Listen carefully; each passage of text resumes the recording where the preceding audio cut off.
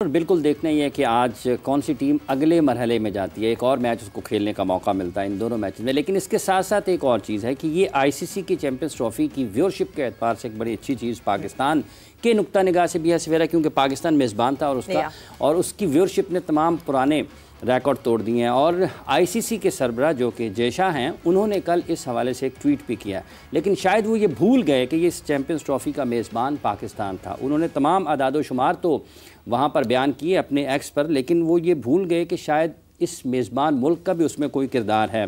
और इस मरतबा से इस तरह से एक मरतबा फिर ये साबित हुआ कि इंटरनेशनल क्रिकेट काउंसिल पर एक ऐसा शख्स जो कि मुतासिब है, एक ऐसा शख्स जो कि तंग नज़र है, एक ऐसा शख्स जो कि जानिबदार है और एक ऐसा शख्स जो खेल में सियासत को लेकर आया है और वो जानबूझकर पाकिस्तान के ख़िलाफ़ हर वो काम करता है जहाँ से आप उसको एक साइड पर एक तरफ कर सकें। जनाब जय शाह साहब, आपको ये याद रहता है कि आपके मुल्क के खिलाड़ी अगर रिटायर्ड होते हैं तो आप उनका नाम लेकर ट्वीट करते हैं, लेकिन ये कहाँ का इंसाफ है और ये कहाँ की अखलाकियात है और ये कहाँ की रिवायात और उसूल हैं कि जब आप चैम्पियंस ट्रॉफ़ी का जिक्र करें तो आप पाकिस्तान का नाम लिखना ही भूल गए हैं। क्या आपकी यादाश्त इतनी कमज़ोर हो गई है कि आपको ये पता ही नहीं है कि आपने मेज़बान मुल्क का भी नाम लिखना है? आप उस वक्त भी भूल गए थे जब आप आईसीसी की चैम्पियंस ट्रॉफ़ी की फ़ाइनल की इख्तितामी तकरीब की मेज़बानी कर रहे थे और आपने पाकिस्तान को शामिल नहीं किया था।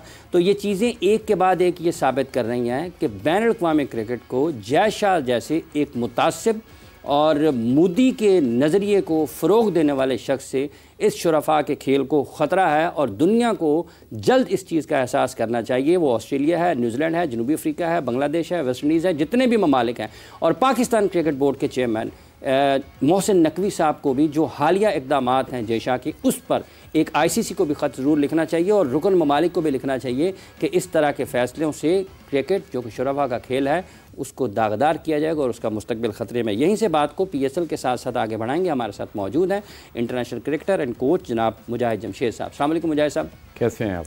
बहुत बहुत शुक्रिया। क्रिकेट एनालिस्ट मोहम्मद मोहसिन साहब भी हमारे साथ मौजूद हैं। मोहसिन साहब अस्सलाम वालेकुम। वालेकुम अस्सलाम। बहुत बहुत शुक्रिया आपका। जी मुजाहिद जमशेद साहब, चैम्पियंस ट्रॉफ़ी में अच्छे खासी व्यूअरशिप आई है, पाकिस्तान में हुई, पाकिस्तान की मेज़बानी थी, लेकिन जो आईसीसी के सरबराह हैं मेज़बान मुल्क को शायद वो भूल गए उसमें से। हाँ, काफ़ी ऐसे स्पॉट थे जहाँ पे हमने भी कई दफ़ा बात की कि जी जैसे फाइनल में इग्नोर किया गया, ये बेसिकली इग्नोर करने वाली बात होती। अभी आपने स्टार्ट में बात की स्प्लिट ऑफ द गेम। ये क्रिकेट और सियासत को तो मैच ही नहीं है। आप एटलीस्ट क्रिकेट की जो स्प्रिट है उसको तो ना डैमेज करें। उसके बाद एक नहीं दो नहीं कितने बार आपने किए और आपने सहे, बड़े दिल से सहे। देखिए, जो मेज़बान का काम होता है कि आपने हर टीम को वेलकम करना है, आपने उसको भी डैमेज किया।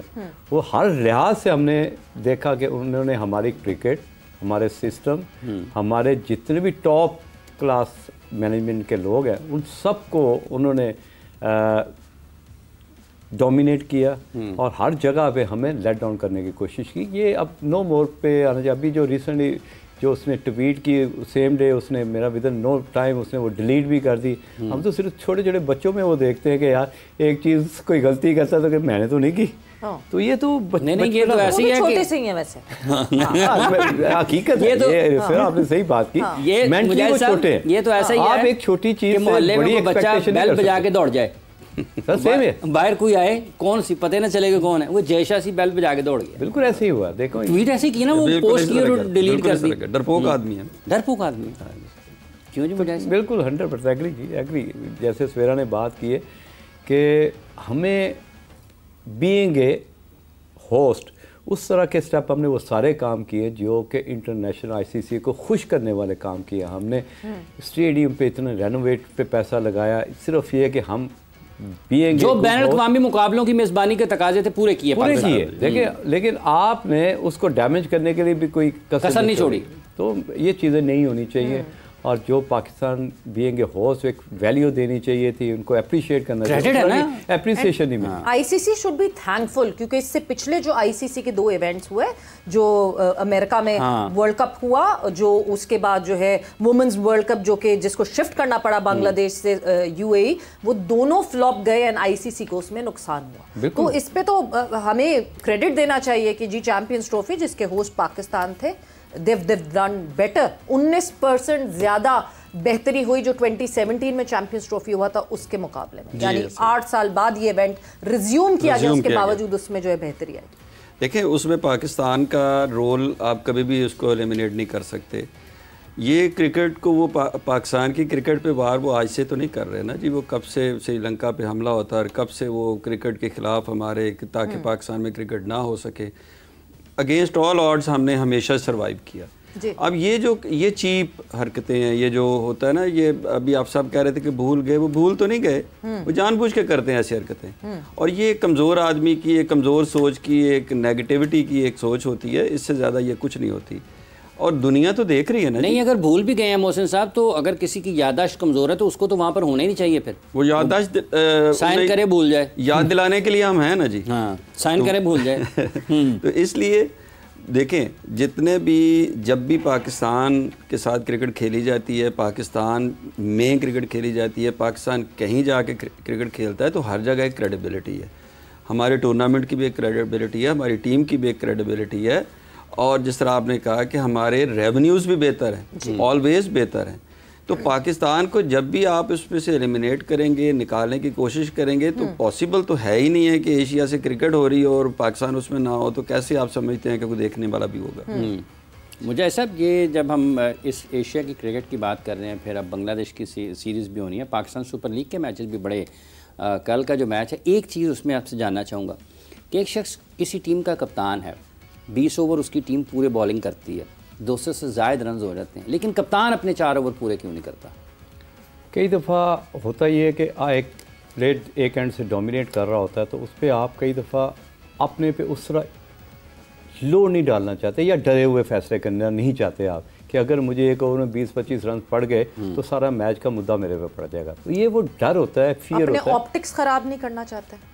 That's what I mean। क्योंकि वो कई दफ़ा ऐसा होता है कि आप इस तरह का फैसला, लेकिन अगर उसकी बुनियादी सिलेक्शन ही बैसियत बॉलर हो कि वो राइट आर्म लेग स्पिनर है, उसकी खासियत ये है कि लोग उसको जानते हैं कि वो राइट आर्म लेग स्पिनर है। देखिए राइट आर्म लेग स्पिनर का हमें एक डर तो हमेशा होता है, हमें कैरी करते हैं बीइंग ए कैप्टन कि यार ये विकेट टेकिंग तो है, लेकिन रन्स कंटेनिंग भी, ये रन्स नहीं रोक सकता, ये उस जगह पे विकेट तो लेके दे सकता है, लेकिन एक उसी ओवर में आउट किया, हमने बड़ी दफा देखा उसको 20 रन भी हुए। कि ये डर जो है कभी भी आप क्रिकेट या किसी कप्तान के दिमाग से नहीं निकाल सकते कि leg spinner is not the right option कि आपके वो रन्स रोक सके। कई दफ़ा आपको विकेट के लिए जाना पड़ता है, कई दफ़ा आपको कंटेन के लिए जाता है, उसके लिए आपके पास या तो मीडियम पेसर होते हैं, क्योंकि फास्ट बॉलर को हमने हमेशा देखा है कि वो अटैकिंग होते हैं, आउट करने जाते हैं, उसमें उनको रन भी कंज्यूम होते हैं। लेकिन सबसे इम्पॉर्टेंट चीज़ ये है कि कई दफ़ा कप्तान के अंदर जो डर होता है, जो आपके 10 प्लेयर और होते हैं, कोच बाहर बैठा होता है, वो भी आपको थोड़ा सा कई दफ़ा शटअप कॉल दे देता है कि यार यहाँ पे आपको जो आपका जेन्युइन बॉलर है उसको इंडक्ट करना चाहिए, बजाय कि आप खुद ने बॉलिंग कर दी। तो ये डर कैरी करने की वजह से कई दफ़ा आपसे अच्छे फैसले बुरे फैसलों में चेंज हो जाते हैं।